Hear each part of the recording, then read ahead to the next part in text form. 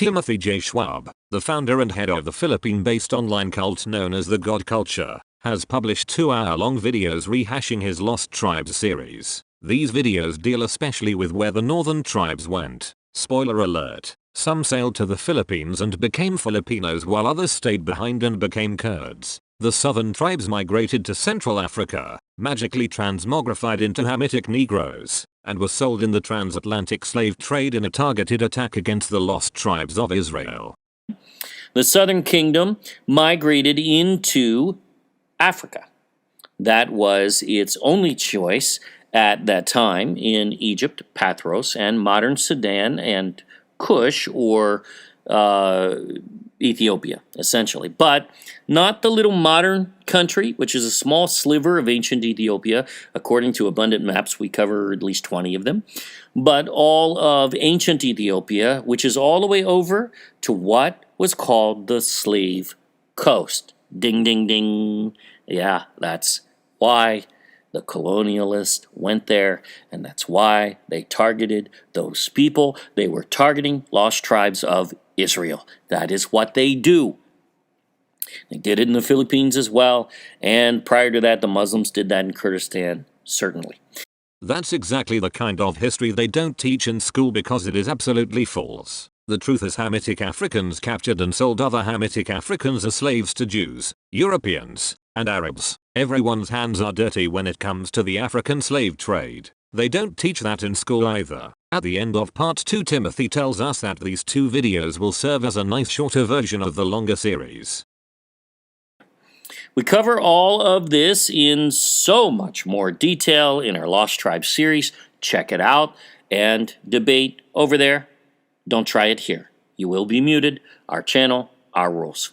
But this will serve as a nice shorter version specific to answers in 2nd Esdras. He also tells us we should check out the rest of his main Lost Tribes series to get the whole case in detail. However, one does not need to do that. In these 2 videos there is enough bad history, jumping to conclusions, and outright lying and deception that if one is paying close attention they will throw Timothy's message in the burning pile of garbage right where it belongs. In this video I propose to look at just a few of the historical, linguistic, and interpretive errors Tim makes. I have gone over many of his errors in detail elsewhere, but these particular ones I have not. Let's dive into this history from Clown World and see exactly where Tim is wrong and is actually lying on purpose. Where to begin? Let's start with his exposition of 2nd Esdras chapter 13 verses 41 and 42.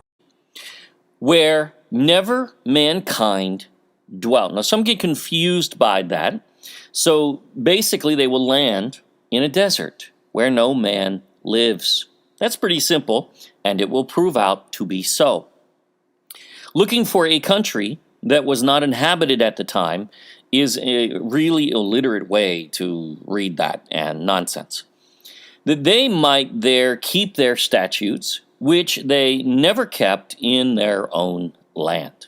Essentially, these are taking the oath of a Rechabite, history will even tell us, and we will find a humble lifestyle among these people when the colonists make it to this land. We will not find the Great Society, which is a Nephilim aim, yet what most are looking for, especially academics and scholars. It's called willing ignorance, my friends. They don't even know who these people were or how they operated, and they're looking for a society that could not exist in there, in the manner in which they operated. It just doesn't work. This passage in 2nd Esdras 13 says that the destination of the lost tribes was very far away to a place where mankind never dwelt. There is nothing here to indicate it is specifically a desert. The text is straightforward and literal. These people are going to an uninhabited land. Tim's calling this a desert rests on his reading of Thomas Stackhouse's interpretation of Abraham for Israel. So he said they migrated there, Pharisal, from Assyria by ship. Imagine that. And then they land in a desert, to which name does not survive, Kabor. This is the Philippines, as there is only one desert there. on which to land, and guess where it is? If the name of the desert does not survive, then how does Tim or Farisal know its name is Chaba? Read or listen to what Tim says and look at the quote in his slide. It says Farisal places the desert of Chaba on the Indian Sea. That's not the Philippines. Indeed, elsewhere the desert of Chaba is placed closer to Saudi Arabia. The story Farisal relates of a lost tribesman visiting Rome via the desert of Chaba bears no resemblance to anything Tim has said. The desert of Chaba is placed nowhere near the Philippines. Tim's interpretation of this verse continues by telling us that in the land they migrate to they will be keeping their statutes which they never kept in their own land, means they are taking the oath of a Rechabite. That is a reference to Jeremiah 35, where the Rechabites have taken an oath to live in tents and never drink wine. Tim does not get this interpretation from the text of 2 Esdras 13 but from Thomas Stackhouse's interpretation of Farisal, who says that the lost tribes live after the ancient manner of the Rechabites. Indeed, Farisal does write the following in chapter 14 of his book.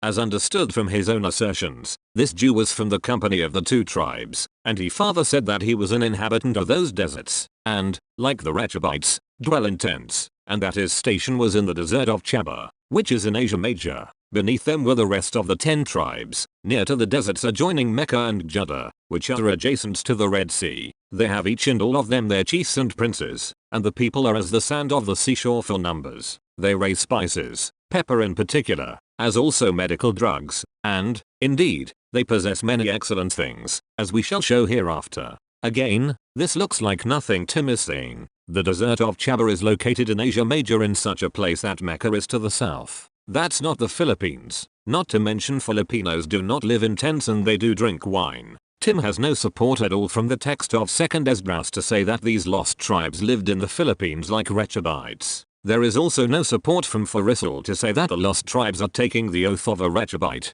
Farisal says they lived in tents like Rechabites, not that they had actually taken the oath of a Rechabite. The real reason Tim says these people took the oath of a Rechabite is because he thinks it takes the burden off him of having to find proof that an ancient Hebrew society existed in the Philippines. What exactly is a humble lifestyle? Tim never defines that, and he is apparently forgetting the Boxer Codex, which he uses prominently to prove that the Philippines is the land of gold. Oh fear. Do people living a humble lifestyle dress like this? In the Boxer Codex even slaves are depicted as wearing gold. Is that humble? The fact is Tim is wrong when he says, we will not find the great society in the Philippines. First of all, what does that even mean? Second of all, the Philippines was divided into nobles and chiefs and commoners. The Spanish did indeed find a great society which was stratified like societies elsewhere. Chiefs and nobles were decked out in gold and jewels, and the chiefs threw lavish parties complete with coconut wine. Pigafetta wrote about those parties. Aside from that, there was no monolithic kingdom in these islands comparable to what Tim claims when he says the Philippines is Sheba. What he really means by saying the lost tribes sailed to the Philippines and lived a humble lifestyle is that he does not actually want to investigate and do archaeological research to prove his claims. In his book Solomon's Treasure, pages 128 to 129, we read the following.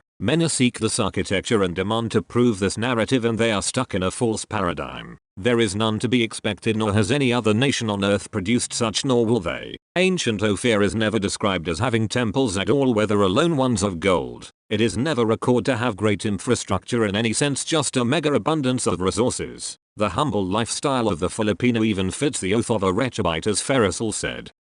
Tim thinks this interpretation of the lack of evidence for his claims takes the burden of proof off him, but it does not. There is no evidence that there was a great kingdom named Sheba in the Philippines, nor is there evidence that a Hebrew society existed here. Tim says that because they did not leave any evidence of their existence. It's totally ad hoc reasoning. He is making stuff up. Tim's history of the Philippines is exactly like the invisible fire-breathing dragon living in Carl Sagan's garage. Your inability to invalidate my hypothesis is not at all the same thing as proving it true. Claims that cannot be tested, assertions immune to disproof, are veridically worthless, whatever value they may have in inspiring us or in exciting our sense of wonder. What I'm asking you to do comes down to believing, in the absence of evidence, on my say-so. One further thing to note about Tim's interpretation of this passage, that the lost tribes lived like Rechabites, is that it ignores the plain reading of the text. The text says that they might there keep their statutes which they never kept in their own land. This passage obviously means they will be observing the Mosaic law. The Rechabites lived in a manner that was not prescribed to the whole of Israel. The Rechabites were only one family and their manner of living was by no means the status given to Israel but was handed down by their own familial patriarch. What Tim should be looking for is not a people living a humble lifestyle like Rechabites but a people keeping the Mosaic law. Is there a record of any people in East or Central Asia who kept the law of Moses and lived like Jews or Israelites? Certainly not in the Philippines. There is no record of a people observing the Mosaic law in these islands. There is no record of an ancient Hebrew culture in any of these islands. It's funny how this man constantly rails against the rabbis and the Jews and yet believes what the Jewish Rabbi Abraham Farissel has to say about the lost tribes. Could Timothy J. Schwab be any more of a hypocrite by rejecting the Midrash and Talmud and yet believing in the Talmudic Jewish fables of Abraham Farissel? Let's take a look at Tim's linguistic method. Linguistics is a big part of what he does. If a place name has a Hebrew sound and he can wrest a meaning from it that fits, then it fits. Logic and sense be damned. So, the lost tribes miraculously made their way across the Euphrates as God parted the river like he did the Red Sea. Then they sacrificed in worship. Now, this act of sacrificing is not stated at all in the text of 2nd Esdras, but Tim gets a precedence for sacrificing from the Exodus from Egypt and the return from Babylon. These Israelites have just been delivered across the Euphrates River by God, so they had to sacrifice. According to Tim, we can know this from place names in the vicinity. Now let's fast forward for a moment though, but again we're going to give this more definition as we go. Here is the third Exodus. We're in the second Exodus in Ezra right now, but this is the third. This is when the southern kingdom migrates from Babylon back to Judea. That's what this account is about, and this is from Ezra, the same guy. Now, what did they do on the way back to Judea? Well, they also made smoke sacrifices, burnt offerings unto Yahuwah.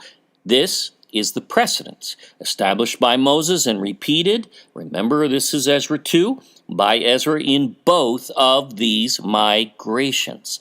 The northern kingdom in which we are dealing and even the next one, the southern kingdom, return to Judea. They do the same thing.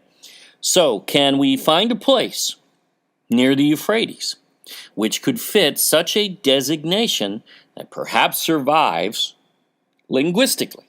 We believe we can strongly. So here's where we left off. We crossed the Euphrates at Al-Ashar, defined as such in Hebrew even, a crossing essentially, going forward. Now, where did they go? And Asher, of course, a lost tribe of the northern kingdom even. They would not be able to go deeper into Saudi Arabia as that was controlled by Ishmael's descendants, and they would not have allowed a mass migration through their land. They're the enemy.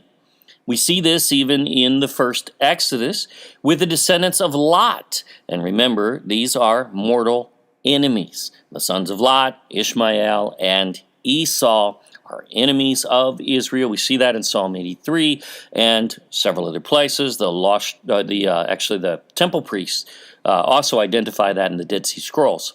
So that would be hostile territory, and it just wouldn't fit their destination. They weren't going to return to Mount Sinai, and their land and homes in northern Israel were already occupied by the Samaritans, so that ain't happening. They're enemies who became their replacements even in infused religious practice for that matter. We track those Samaritans and Babylonians.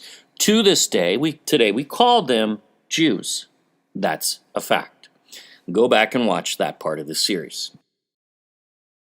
So where did they go? Well, they went to a place still named Smoke Sacrifices. That's right. To this day, this nation called Qatar or Qatar or however you want to pronounce it, doesn't really matter. But the Hebrew means to make sacrifices of smoke as an act of worship. Boom, there it is. That's exactly what we are looking for, and it's right there in this region. There you go. No one knows how it got its name. Interesting. We believe we do. It's Hebrew, and the lost tribes likely named it. Specifically within this area is a city called Dukan, right on the coast, right where there'd be a nice port. In fact, where they discovered oil in Qatar. So, and what does Dukan mean? Al Dukan, it means smoke.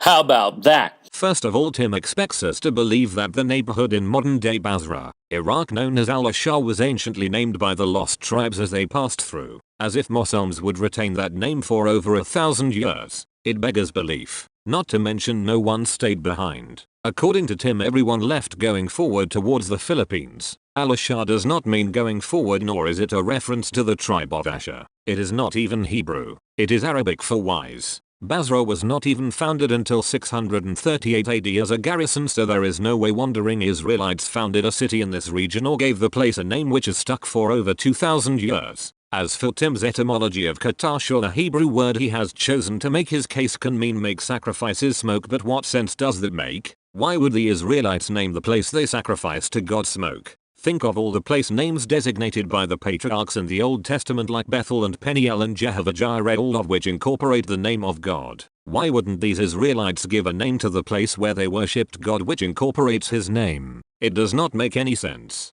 Tim offers no proof that Qatar is Hebrew in origin, but simply asserts it based on a history he cannot prove. Lastly, Tim is lying when he says no one knows how Qatar got its name. Why would the Muslims who inhabit this region keep a Hebrew name for their land? They would not. The truth is the name is quite ancient and has nothing to do with the lost tribes and is absolutely not Hebrew. It has to do with the name of the inhabitants of the region. Pliny the Elder, a Roman writer, documented the earliest account pertaining to the inhabitants of the peninsula around the mid-1st century AD, referring to them as the Cathari, a designation which may have derived from the name of a prominent local settlement. A century later, Ptolemy produced the first known map to depict the peninsula, referring to it as Katara. The map also referenced a town named Kadara to the east of the peninsula. The term Katara, inhabitants, Qatari, was exclusively used until the 18th century, after which Katara emerged as the most commonly recognized spelling. Eventually, after several variations, Qatar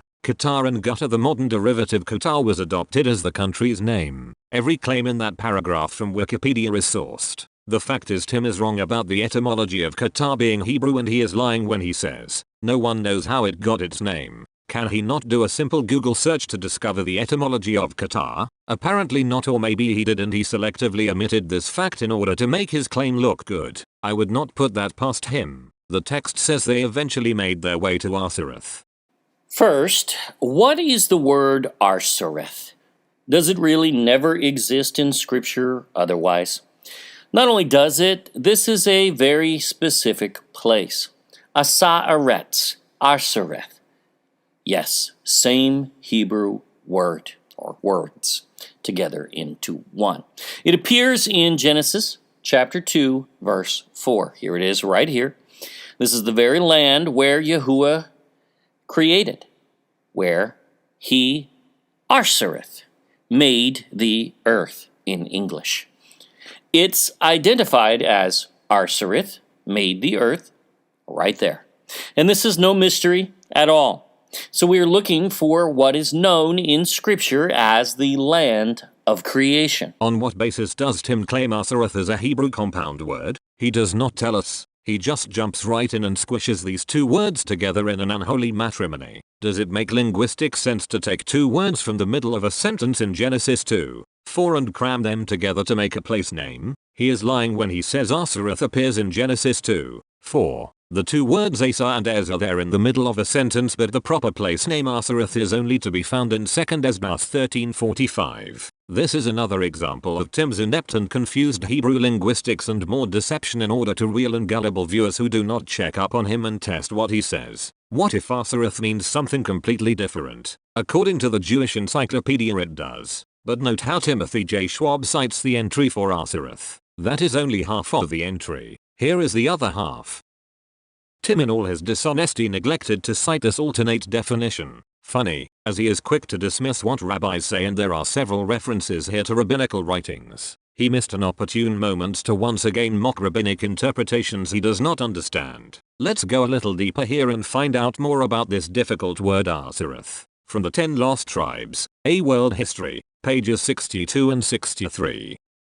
Even a cursory reading uncovers that Esdras is referencing the core story in 2 Kings, the exile by Shalmaneser. He also clearly alludes to the Deuteronomic verse foretelling the exile of the tribes to another land. The first usage merely echoes the verse in Deuteronomy 29:28, and speaks of an unnamed land, another land. In Hebrew, Eretz Zahareth, it is simply a land other than the land of Israel. As opposed to known locations of exile, the rivers of Babylon, Egypt, it is unknown. Recall that Deuteronomy had addressed the lostness of the tribes by emphasizing the total anonymity of their new place of dwelling. Esdras, however, names the place by converting the Hebrew words Eretz Zahareth into one designator, Azareth. The replacing of the E with A is because when not in construct state, the Hebrew word Eretz reads Eretz. That other land of Deuteronomy, previously defined only by what it was not, becomes a real and concrete entity with a proper name, a region which is called Azareth. From a theological standpoint, Azareth is of course a metaphor, an imaginary and pristine place juxtaposed with our mundane and tainted world. Yet, at the same time, it is presented as a real location,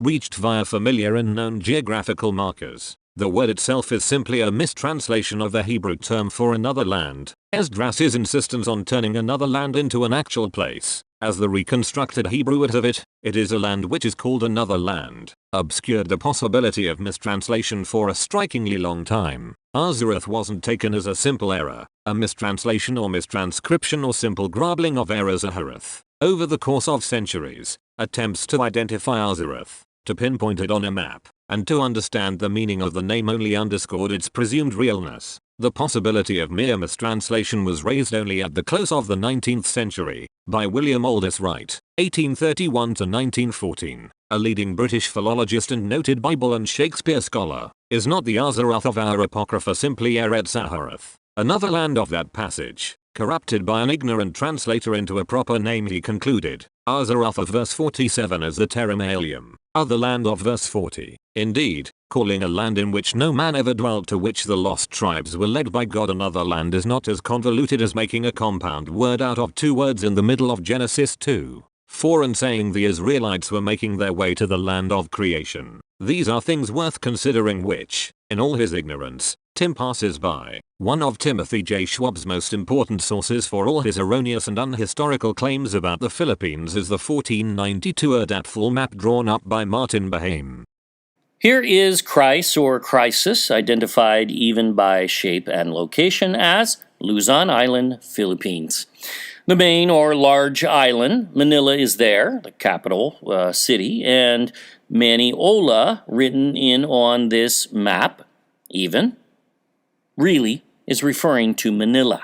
Look at the jumbled mess of garbage. Are we really supposed to believe that is the Philippines? It does not look a thing like the Philippine archipelago. But what really takes the cake is Tim actually claims this map has a reference to Manila. That's right. This map from 1492 mentions a city the Spanish would found in the 1570s. This reference is also in the middle of the sea and not to a city on any island, but somehow it's referring to the city of Manila. What a crock. This assertion shows how absolutely ignorant Tim is. Yes, there is text on the map referring to Maniol, but that is a reference to 10 magnetic islands first described by Ptolemy. Did Tim even think to translate or to find a translation of the German? What a lazy blockhead. The translation is as follows. There are 10 of these islands called Maniol. No ship having iron in it dare navigate near them because of the magnet which is found there. Here is the full citation from Ptolemy. There are said to be other islands here adjoining, 10 in number, called Mainali, from which they say that boats, in which there are nails, are kept away, lest at any time the magnetic stone which is found near these islands should draw them to destruction. For this reason they say that these boats are drawn up on the shore and that they are strengthened with beams of wood. They also say that these islands are occupied by cannibals called Mainali. There are means of approach from these islands to the mainland.